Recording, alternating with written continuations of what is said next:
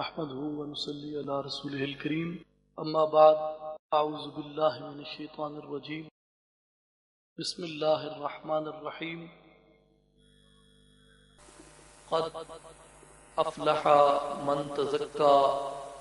صدق الله العظيم وصدق رسوله النبي الكريم ان الله وملائكته يصلون على النبي یا ایھا الذین آمنوا صلوا علیہ وسلموا تسلیما۔ تمام احباب آواز بلند درود شریف پڑھ لیں۔ الصلاۃ والسلام علیک یا سیدی یا رسول اللہ، الصلاۃ والسلام علیک یا حبیب اللہ، الصلاۃ والسلام علیک یا محمد رسول اللہ صلی اللہ علیہ وسلم۔ احباب گرامی کا مشکور ہوں کہ آپ اصلاحی جماعت اور عالمی تنظیم العارفین کے مبلغین اور کارکنان کی دعوت پہ اس محفل میں تشریف لائے۔ آپ تمام احباب کو یہ بات اچھی طرح سے معلوم ہے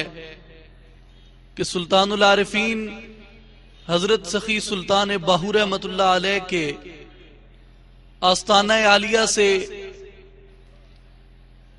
اصلاحی جماعت اور عالمی تنظیم العارفین کا قیام عمل میں لایا گیا تاکہ قرآن مجید اور احادیث مبارکہ کی روشنی میں اولیاء کاملین کی تعلیمات کو عام کیا جائے اور درجہ بدرجہ ہماری تمام حیثیتیں جو اس زمانے میں اس دنیا میں چیلنج ہو چکی ہیں، ہم اپنی ان حیثیتوں کے وقار کو بحال کرنے میں کامیاب ہو سکیں۔ آپ دیکھیں کہ ہماری 3 حیثیتیں ہیں: مسلمان ہونے کی، پاکستانی ہونے کی اور انسان ہونے کی۔ اور بدقسمتی سے اس پرآشوب اور پرفتن دور کے اندر ہماری یہ تینوں حیثیتیں مجروح ہو چکی ہیں اور زوال کا شکار ہو چکی ہیں۔ اگر بحیثیت مسلمان دیکھا جائے تو آج پوری دنیا میں مسلمانوں کے ساتھ جو ظلم اور جبر روا رکھا جا رہا ہے کہ جیسے مسلمانوں کی زمینوں پہ، مسلمانوں کے ممالک پہ، مسلمانوں کے قدرتی وسائل پہ اغیار کی اور استعمار کی نظریں جم چکی ہیں،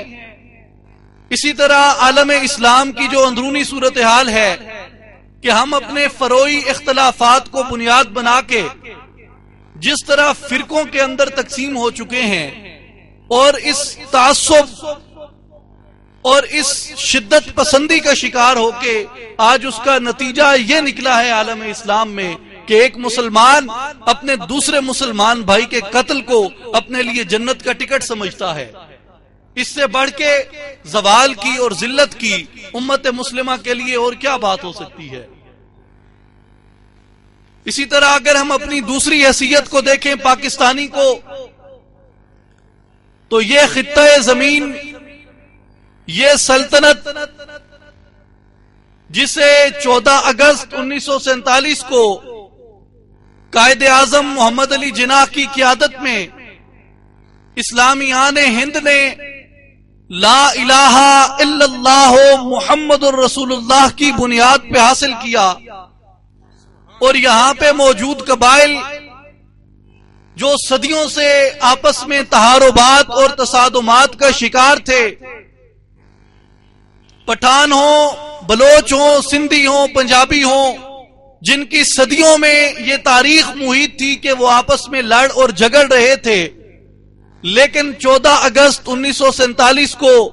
وہ تمام متحارب اور متصادم قبائل لا الہ الا اللہ محمد الرسول اللہ کے عمرانی معاہدے پہ اکٹھے ہو گئے۔ اور لا الہ الا اللہ محمد الرسول اللہ کے ایک سوشل کنٹریکٹ پہ وہ پاکستان کے سبز ہلالی پرچم کے تلے متحد ہو گئے. لیکن بدقسمتی سے ہم نے اپنے اس بنیادی اور اساسی نظریے کو ثانوی حیثیت میں رکھا، جس کا نتیجہ یہ نکلا کہ آج اس وطن عزیز اسلامی جمہوریہ پاکستان کی سلامتی کو اندرونی اور بیرونی طور پہ شدید مشکلات کا سامنا ہے. اور ہماری یہ حیثیت، ہماری پاکستانی حیثیت آج دنیا میں مجروح ہو چکی ہے، اور ہم اپنے ایک انتہائی بدترین دور سے گزر رہے ہیں. اگر ہم اپنی تیسری حیثیت کو دیکھیں جو ہماری انسانی حیثیت ہے، تو میرے بھائیوں اور بزرگوں، میں یقین سے اور پورے خلوص دل سے آپ کے سامنے یہ کہہ رہا ہوں کہ اس وقت معاشرہ انسانی اپنی ذلت اور رسوائی کے بدترین دور سے گزر رہا ہے. اس سے بڑھ کے انسانیت کی ذلت اور انسانیت کی رسوائی کیا ہو سکتی ہے کہ ایک انسان نے انسانیت کی تباہی کے لیے، آپ پچھلی 2 صدیوں میں دیکھیں، 19ویں اور 20ویں صدی میں انسان نے انسانیت کی تباہی کے لیے کس طرح کے مہلک اور مضر انسانیت ہتھیار ایجاد کیے، کس طرح سے عالم انسانیت کے قتل کو،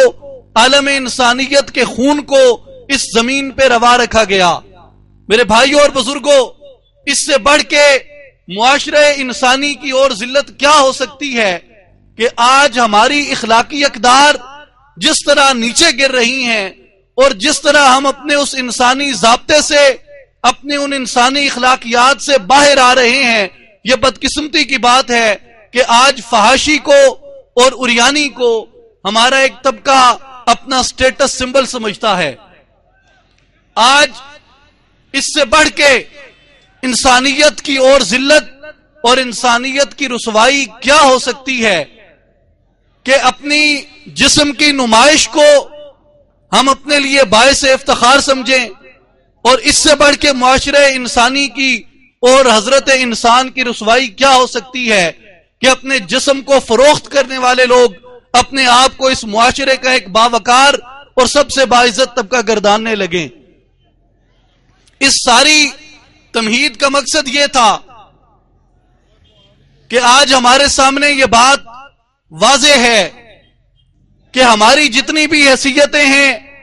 ہم مسلمان ہونے کی حیثیت کو دیکھیں، ہم پاکستانی ہونے کی حیثیت کو دیکھیں، ہم اپنی انسان ہونے کی حیثیت کو دیکھیں، یہ تمام کی تمام حیثیتیں آج اپنے بدترین دور سے گزر رہی ہیں، اور آج یہ حیثیتیں مجروح ہو چکی ہیں. نعرہ تکبیر، نعرہ رسالت، نعرہ سلطانیہ.